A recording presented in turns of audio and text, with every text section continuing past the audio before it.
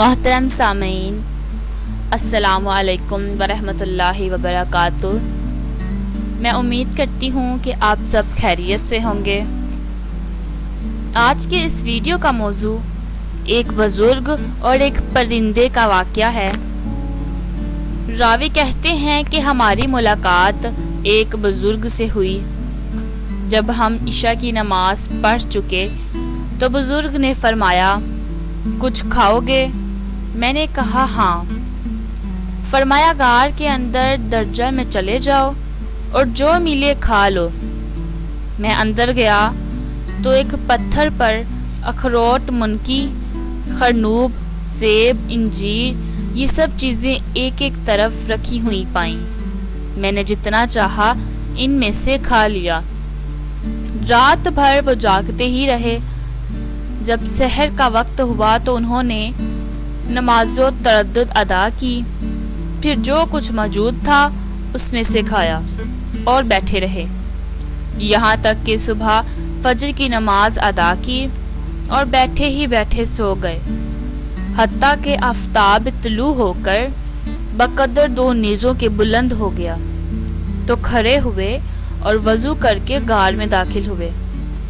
میں نے دریافت کیا کہ یہ میوہ کہاں سے آتا ہے؟ اس سے اچھا تو میں نے کبھی نہیں کھایا۔ فرمایا، یہ تم آنکھوں سے دیکھ لو گے۔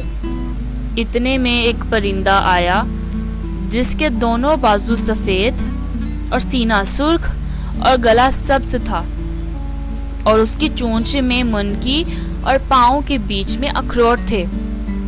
اس نے منکی کو منکی پر اور اخروٹ کو اخروٹ پر رکھا۔ جب اس کے پروں کی آہٹ سنی تو فرمایا، تو نے دیکھ لیا؟ میں نے کہا ہاں۔ فرمایا، یہی پرندہ میرے پاس یہ چیزیں لاتا ہے 30 سال سے۔ میں نے پوچھا، دن میں کتنی بار آتا جاتا ہے؟ فرمایا، 7 بار۔ میں نے حساب کیا تو 15 بار آیا اور گیا۔ میں نے ان سے ذکر کیا تو فرمایا، تمہارے واسطے 1 بار زیادہ لاتا ہے، اور ان کا لباس میں ایک چھال کا تھا جو کیلے کی مثل تھا۔ میں نے پوچھا، یہ کہاں سے آپ کے پاس آتا ہے؟ فرمایا، یہی پرندہ عاشوراء کے روز 10 ٹکڑے اس چھال کے لاتا ہے، میں اس کا کرتا یا پاجامہ بنا لیتا ہوں۔ ان کے پاس ایک سوا بھی تھا جس سے وہ چھال سیتے تھے، اور وہی پھٹی پرانی چھال کے ٹکڑے ان کے نیچے بچھے ہوئے تھے، اور ان کے پاس ایک پتھر بھی تھا جس میں پانی ڈال کر ان کا پانی بالوں پر ملا جاتا تو بال اکھڑ جاتے۔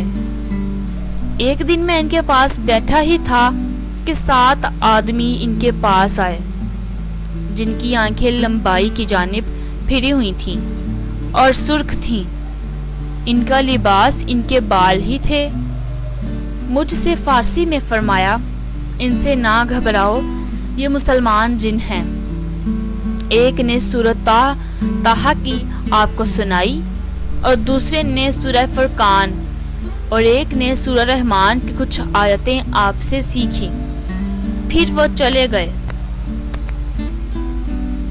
میں نے انہیں بعض مرتبہ سجدے میں کچھ آیات سنتے دیکھا اور اس دعا کو آواز سے پڑھتے تھے۔ میں نے کہا، آپ نے یہ دعا کس سے سیکھی؟ فرمایا، مجھے اس کا الہام کیا گیا۔ ایک رات میں یہ دعا پڑھ رہا تھا کہ میں نے ایک ہاتف کو کہتے سنا کہ جب تم یہ دعا مانگو تو آواز سے، یہ دعا مقبول ہے۔ میں ان کے پاس 24 روز تک رہا، پھر مجھ سے فرمایا کہ اپنا قصہ بیان کر، تو میرے پاس یہاں کیوں کر پہنچا؟ میں نے قصہ بیان کیا۔ فرمایا، اگر یہ تیرا قصہ پہلے معلوم ہوتا تو تجھے اپنے پاس اتنے دنوں نہ رہنے دیتا۔ تو نے اپنے ساتھیوں کو پریشان کیا، انہیں تاخیر کے سبب سے ندامت ہوگی۔ تمہارا ان کے پاس لوٹ جانا میرے پاس ٹھہرنے سے اچھا ہے۔ میں نے کہا، میں راستہ نہیں جانتا۔ آپ خاموش ہو رہے۔ جب زوال کا وقت آیا تو فرمایا، اٹھو چلو۔ میں نے کہا، مجھے کچھ نصیحتیں کیجیے۔ فرمایا، ادب سیکھو اور بھوکا رہنا اختیار کرو۔ مجھے امید ہے کہ تم قوم سے مل جاؤ گے، اور مجھے ایک ہدیہ بھی دیا، اور وہ یہ کہہ کر فرمایا تم طواف زیارت کے دن زمزم اور مقام ابراہیم کے درمیان ڈھونڈو، ایک شخص ان صفات کا ملے گا، ان سے میرا سلام کہیو اور اپنے واسطے دعا کی درخواست گاری کرو۔ پھر وہ مجھے لے کر غار سے باہر نکلے۔ دیکھا تو ایک درندہ غار کے دروازے کے باہر کھڑا ہے۔ اس سے آپ نے کچھ کہا جسے میں نے نہ سمجھا، اور مجھ سے کہا کہ اس کے پیچھے پیچھے چلے جاؤ۔ جب وہ کھڑا ہو جائے اپنے سیدھے بائیں طرف دیکھنا، تمہیں راستہ مل جائے گا۔ وہ درندہ تھوڑی دیر میرے آگے چلا، پھر کھڑا ہو گیا۔ میں نے اپنی سیدھی جانب نظر کی تو دمشق کی گھاٹی نظر آئی۔ میں دمشق کی جامع مسجد میں گیا تو بعض ساتھیوں سے ملاقات ہوئی۔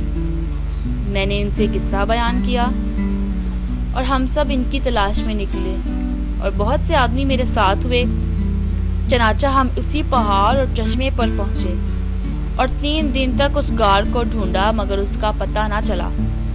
پھر انہوں نے کہا یہ چیز تم پر ظاہر ہو گئی اور ہم سے پوشیدہ ہو گئی ہے۔ میں ہر سال حج کرتا تھا اور اس شخص کو جس کا اس بزرگ نے پتہ دیا تھا تلاش کرتا تھا۔